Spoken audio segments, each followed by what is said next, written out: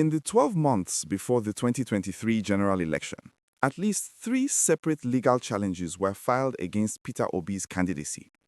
Not after the election, not because he won, before a single vote was cast. Each challenge targeted a different vulnerability. Each one was engineered to remove him from the ballot entirely. And most Nigerians never heard about any of them. While everyone is still debating whether Peter Obi actually won that election, nobody is asking the more important question. Why was so much institutional energy spent trying to ensure he never got to run at all? And one of those attempts came from a direction so unexpected, it will force you to rethink everything you thought you knew about who Peter Obi's real political enemies are. Before we go further, if you're new here, Naija Update 24/7 exists for one reason: to give every Nigerian, wherever you are, whatever region you are from, the political analysis that mainstream media won't touch. Hit subscribe and stay with me. This gets deeper.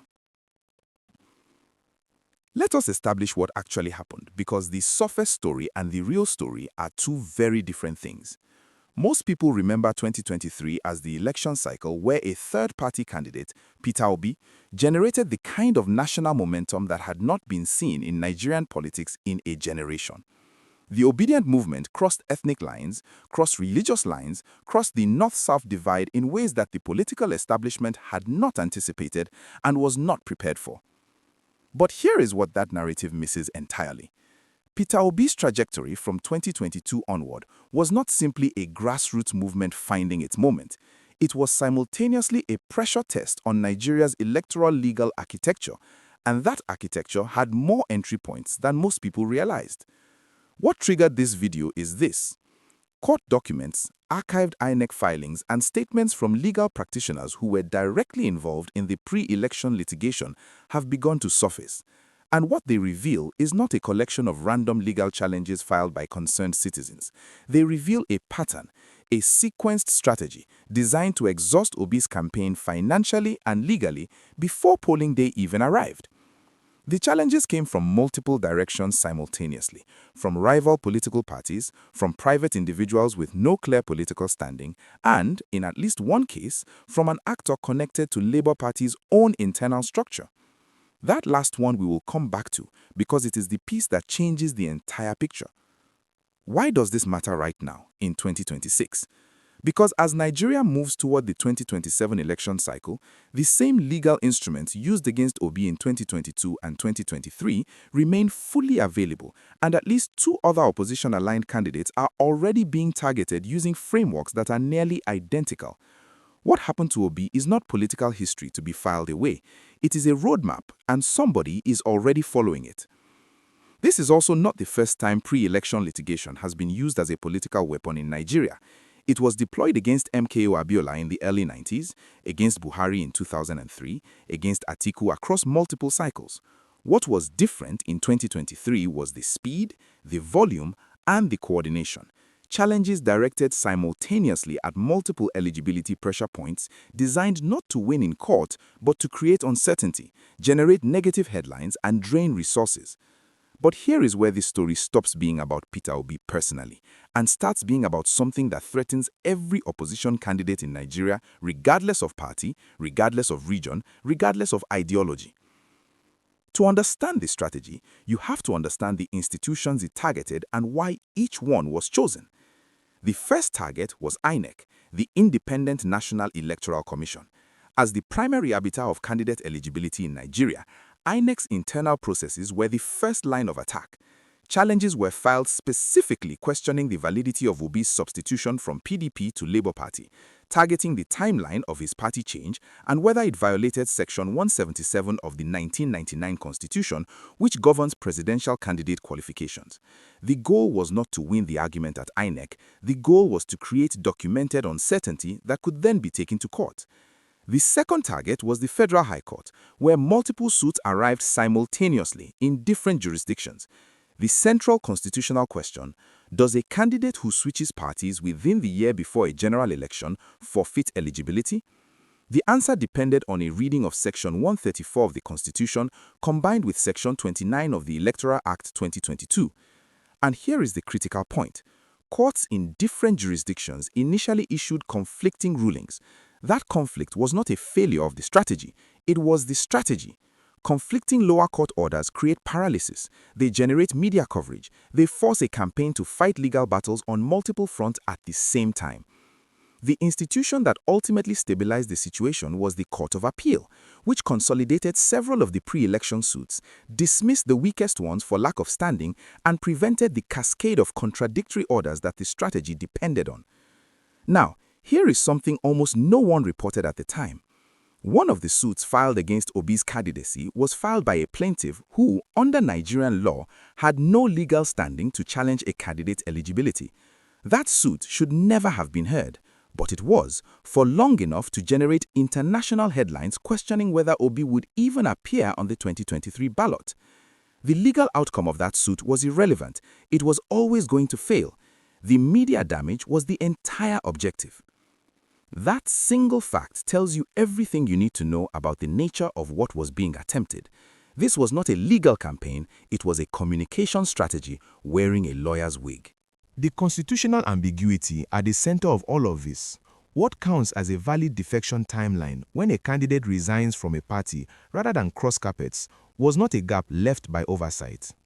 It is a structural ambiguity in Nigerian electoral law that remains unresolved, and it will be weaponized again against whichever candidate threatens incumbent power in 2027, unless it is deliberately closed. Now, once you understand the institutional mechanics, the next question becomes the only question that actually matters in Nigerian politics. Who had the motive, the resources, and the access to coordinate all of this simultaneously? This is where the analysis has to be precise, because it is easy to reach for simple answers here, and simple answers in Nigerian politics are almost always wrong. The political calculus around Obi's candidacy was never purely about defeating him at the polls.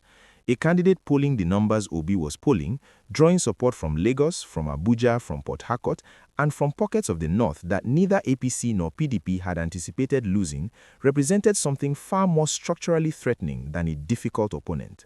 He represented proof of concept. If a third-party candidacy could achieve what Obi's campaign achieved in 2023 and survive with its national structure intact, then the two-party rotation that has governed Nigerian federal politics since 1999 would face its most credible challenge heading into 2027. And the political, financial, and patronage networks built on that rotation would face an existential question. That is a much larger threat than any individual candidate. Now, earlier I told you that one of the legal challenges came from a direction so unexpected, it would force you to rethink who Obi's real enemies were. Here is the answer. One pre-election suit was filed not by APC operatives, not by PDP strategists. It was filed by individuals with documented connections to Labour Party's own internal factions. The challenge from within was not ideological. It was not about whether Obi was qualified. It was about control. Specifically about who would control Labour Party's national structure, its future candidate selection, and its access to political resources if Obi actually won.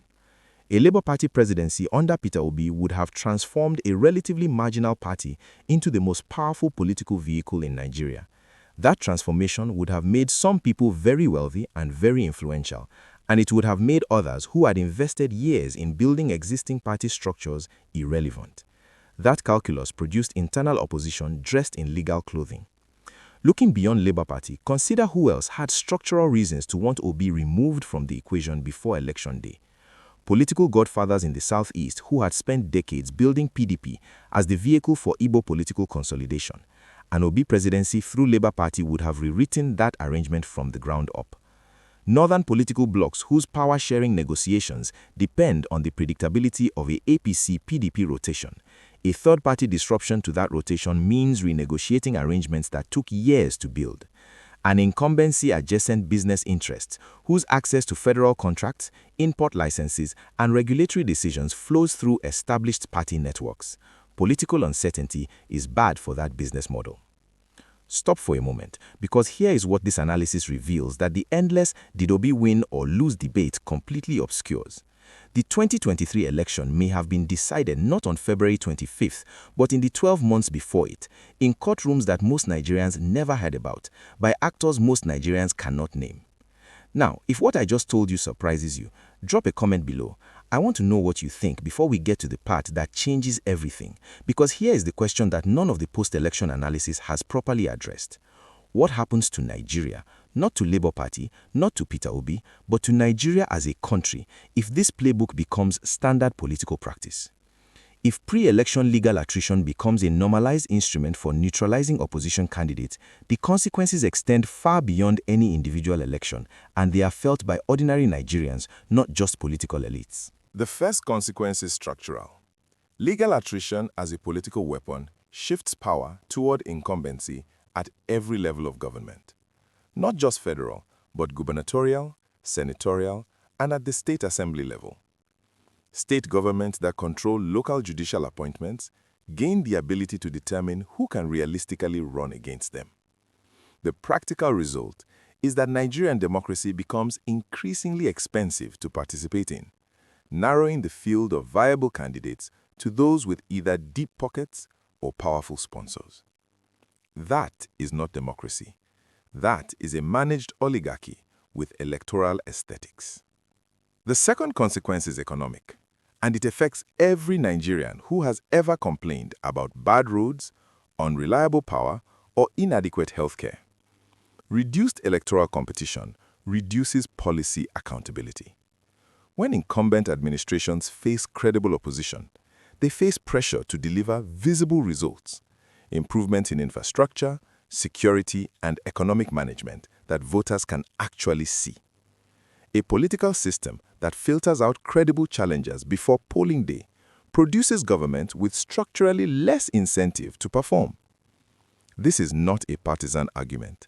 It is a governance architecture argument that applies regardless of which party benefits from the system. Once again, kindly remember to subscribe to my channel. I understand it means nothing to you, but it means everything to me. This work of research and analysis cost me a lot, and the only means of paying me back is your subscription.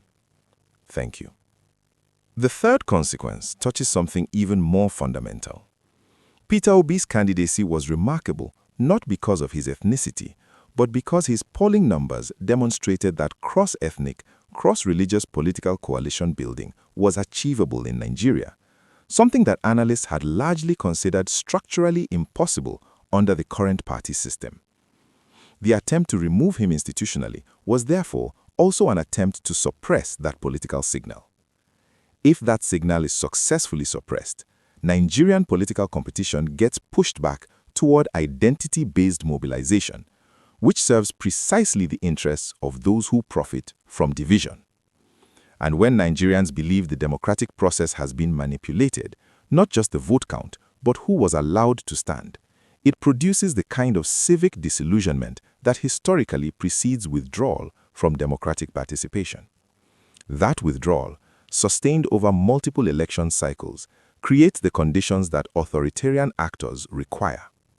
Before we close, intellectual honesty requires this channel to ask the hardest question. What is the strongest argument against everything I have just told you? There are two serious counter-arguments. The first, legal challenges are a normal feature of democracy. This is correct. Pre-election litigation exists in the United States, the United Kingdom, India, and every mature democracy on earth. Courts exist precisely to resolve eligibility disputes. The existence of legal challenges against Obi's candidacy is not, by itself, evidence of a coordinated campaign. The counter-argument is not wrong, it is incomplete. The relevant question is not whether legal challenges are normal, but whether the volume, timing, and simultaneous coordination of these specific challenges was consistent with normal democratic legal practice, or whether it constituted a deliberate strategy of legal exhaustion. Those are two very different things. The second, Obi and Labour Party had genuine structural weaknesses that attracted legitimate scrutiny. Also not entirely wrong. His transition from PDP to Labour Party was rapid. The party's national structure outside the southeast was genuinely thin. Legitimate questions about eligibility compliance are reasonable in any election. The issue, and this is the issue, is when legitimate legal instruments are instrumentalized for outcomes that have nothing to do with legal compliance. This is not a pro-Obi analysis. The identical framework was used against Buhari across multiple election cycles. It has been used against PDP candidates in ACP-controlled states. It is a systemic feature of Nigerian electoral politics, and it will be deployed against whoever threatens incumbent power in 2027, regardless of party, ethnicity, or region. The question for every Nigerian, North, South, East, and West, is not whether you support Peter Obi. The question is whether you support a democratic system that allows institutional machinery to be weaponized against any candidate before voters have the chance to make their own decision. Because the candidate it targets next may be the one you support. I asked you at the beginning, why was so much institutional energy spent trying to ensure Peter Obi never got to run? Here is the measured answer. Because his candidacy threatened not just an election result, but a political architecture that has structured Nigerian federal power for over 2 decades. The pre-election legal campaign was not personal, it was structural. And structure always fights to preserve itself. Peter Obi is still a political figure. Labour Party is still a registered party. The architecture they challenged is still intact. What 2023 revealed is that the most consequential battles in Nigerian democracy are not fought at the polling booth.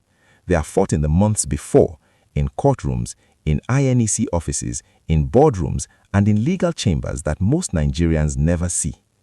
That is where Nigerian democracy is actually decided. And that is why this channel exists. If this analysis gave you clarity, share it with one Nigerian who needs to understand what is really happening. Like, subscribe, and I will see you in the next one. Naija Update 24/7, we never stop watching.